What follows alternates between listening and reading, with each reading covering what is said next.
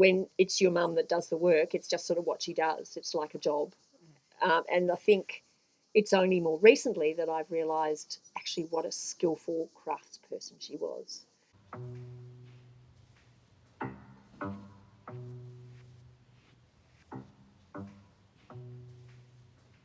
Today we're going to collect some work from the other side of the valley. The work of Jane Fitzherbert, who died a few years ago, was a painter, and we're picking up her work, and then it will be hung on the walls in the gallery for our next exhibition.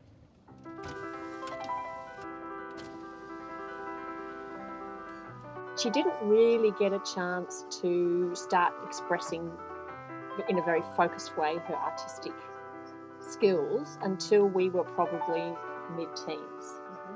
And then she started to have a bit more time, and so she started on ceramics. So she went and did she'd done ceramics as a young person in the UK, and then she started going to class and learning skills, but she had clearly natural talent. It just flowed from her. We would gather around as a family to watch the unloading of the kiln, and it was like, the Christmas stocking every time she unloaded the kiln. It was very exciting.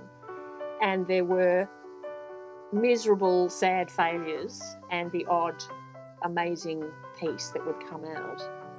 And it used to astonish me that she would take all the failures and she'd get this giant wooden mallet and she'd take them out onto the driveway and she would smash them into pieces. And we go, "What are you doing?" She'd say, "Well, it's no good. I don't want it sitting around offending me, so I'm getting rid of it." Okay?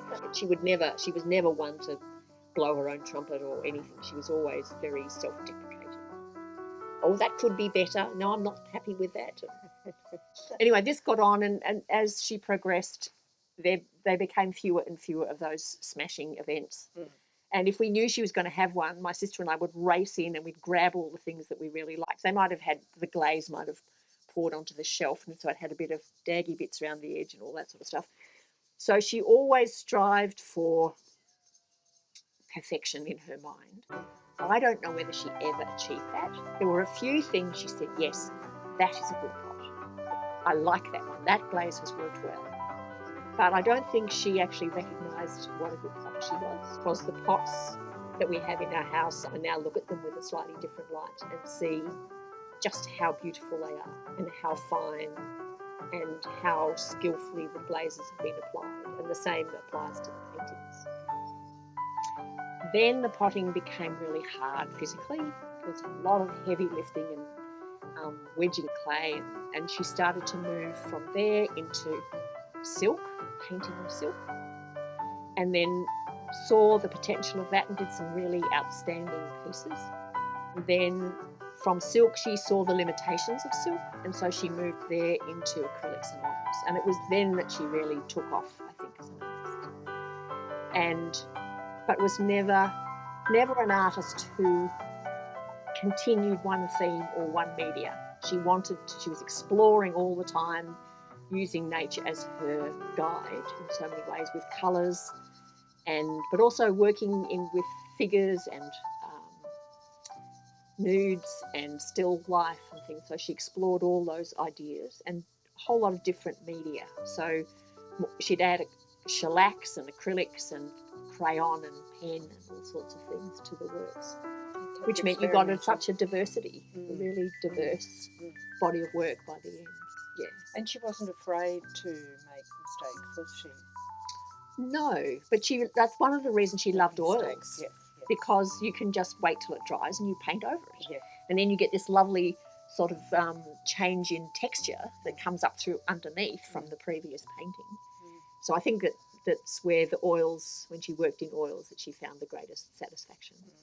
So I always thought she was very sparing with the oils, whereas you see some artists that just slap it on with this lovely textured top, and she never felt justified in using that much paint, only because of a very frugal upbringing and making it go as far as it could go, really. Yeah. But that became part of her technique in a way, didn't it?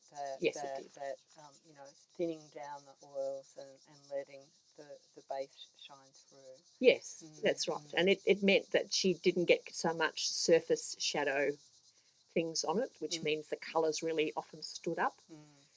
Your father, um, he was totally on board with this.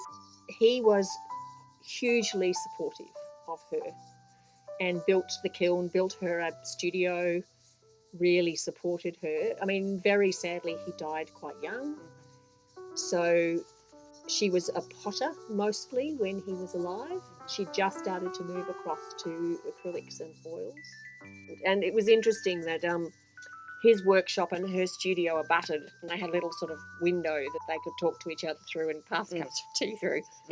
And he had, he was often designing furniture and things like that, and he had all his calculations on a chalkboard. Yep. And it wasn't probably for 30 years that she rubbed that chalkboard. Right. Yeah. So he was a presence, a constant presence. Yeah. But when he'd passed away, she spent a lot of time in the studio managing her grief. And I think it was the painting which really took her through that. And she said she just wouldn't have been able to get out of bed. Yeah. If, Yeah. Sorry. That's all right.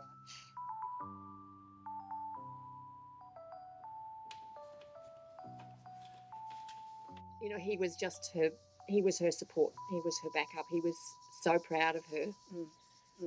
And so when he wasn't there anymore, she flung herself into the art, and she just painted with a fury in a way. Yeah. And there's a lot of work there that came out of that time. Yes. Yeah. So and she was missing him right up until the day she died. Yeah. So yeah, it was a very tragic thing that he died so young. He was only 65. And I think she really, look, in some ways, it freed her to just express her emotion and her talent with full concentration. Yeah. Whereas if she'd been being a wife, she would have had many more interruptions to that. So, it was a balance, I suppose. Yeah.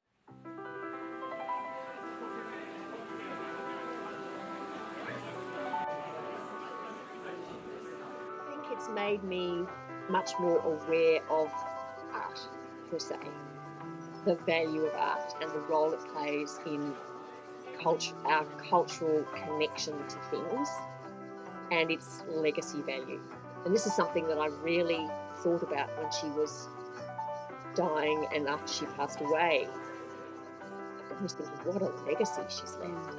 This extraordinary vision that she had for the built landscape, the natural landscape, and people, which will persist for, decades and decades, and hopefully for longer than that.